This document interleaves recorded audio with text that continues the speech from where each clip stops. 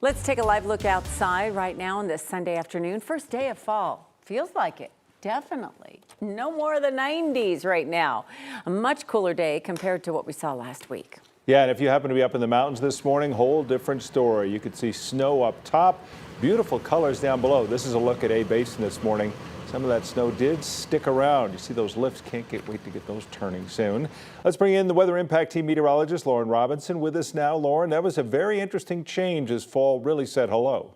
That's right. We got a lot of overnight rain as expected, and this afternoon, hello fall. We maxed out at 61 degrees at DIA. Most of the Front Range and Eastern Plains only saw 50s all day long, and the same was true as you went westward into the foothills and into the high country. So we saw some cooler temperatures today, especially rebounding from the upper 80s we saw all last week. But let's take a look at our 24-hour temperature change. Most of the Front Range and Eastern Plains anywhere from 5 to 15 degrees cooler than we were just this time yesterday. Now we will be seeing some temperatures rebound as we go into the next week, but first let's talk a little bit more about that rainfall. We got almost an inch of rain recorded at DIA, so a lot of much needed moisture fell with this storm before it pushed its way eastward. Now as we go into our Monday, we're going to be sunny and seasonal, temperatures right on par for this time of year, but then as we go through the rest of the week, temperatures back in the low 80s. So I'll have more details on all of this in your full 7-day forecast. You'll want to stay tuned.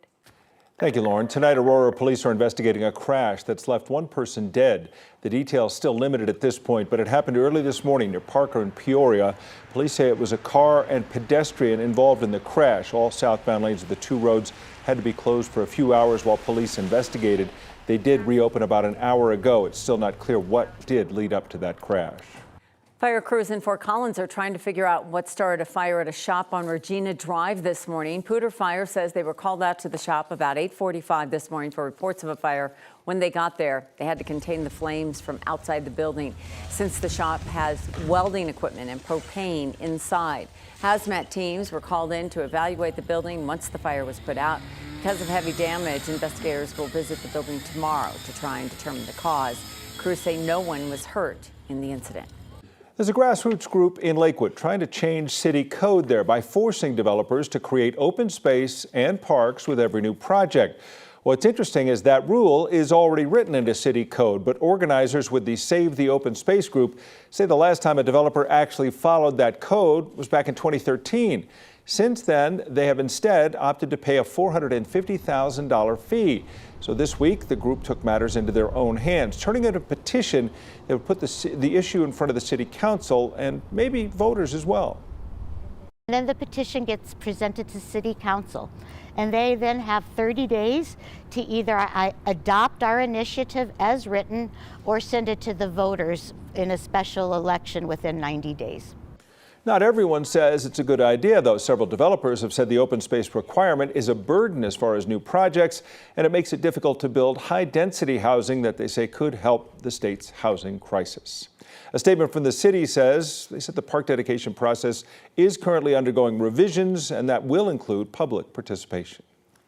Just a year after closing 3 schools, Denver Public Schools says they now need to look at more consolidations and closures, and they say it's needed because of continued drops in enrollment. 9 News reporter Rachel Krause is with us now. And Rachel, the district is going to take these plans to the community, right? Yeah, DPS hasn't said how many schools will close or where, but they're taking their plans to merge and shutter some schools to the community starting this week to explain why these reductions are needed. Colorado's largest school district says it needs to close some schools and merge others again. But Scott Pribble with DPS says the district is changing how they're going about it this time around. Well, I would say that the last time that we went through this process, we ran into some bumps, and so we wanted to make sure that it was better this time. Why is this needed? The district says steady drops in enrollment are a major factor. It really is a big part of it. The declining enrollment that we're seeing is something it's not something that's happened the last year or two. It's been going on for about a decade now. And you can take a look at the birth rates that have been declining for the last several years. And despite more than 4,700 new-to-country students joining DPS throughout the last school year, Pribble says those numbers are helping, but not enough. It's still not something that's going to be a long-term solution. We're talking about a school district that used to be in the mid to upper 90,000 kids, and we're now in the mid to upper 80,000 kids, and we're continuing to see that trend, and it's expected to go for several years. What factors will DPS consider? According to the district's plan, they'll look at areas where there's a cluster of schools with low building utilization. They also have to consider the number of kids on free and reduced lunch, how much it would increase the distance to and from school for families, and if closing a school would further segregate students by race, language, or economic class. Now, what can't DPS consider in their consolidation plans? A school's test scores. Still, Pribble says putting this list together won't be easy.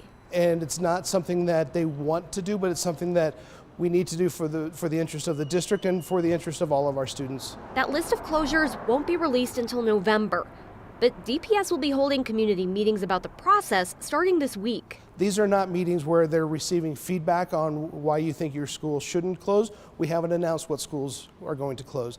So this is really more of a information sharing and how we're going to continue to move forward. And once that list comes out, it won't change. One of the things that happened before was we came out with a list, and then that list trimmed down, and then the final list was even trimmed down from there. And I think people went on quite a roller coaster ride of emotions of, my school's going to close, my school's not going to close. And we just need to, that's why we're putting so much due diligence into the work ahead of time. While these next few months will be tough, Pribble says it's the right call for the district and its students. And I think while this is a difficult decision, we hope that everybody understands why we're making the choices that we are. That first community meeting will be held on Tuesday over at South High School. They'll be holding meetings at schools all around the district through October 15th. Now, that list of school consolidations will be released on November 7th. And just 2 weeks later, the board will vote. Rachel Krause, 9 News.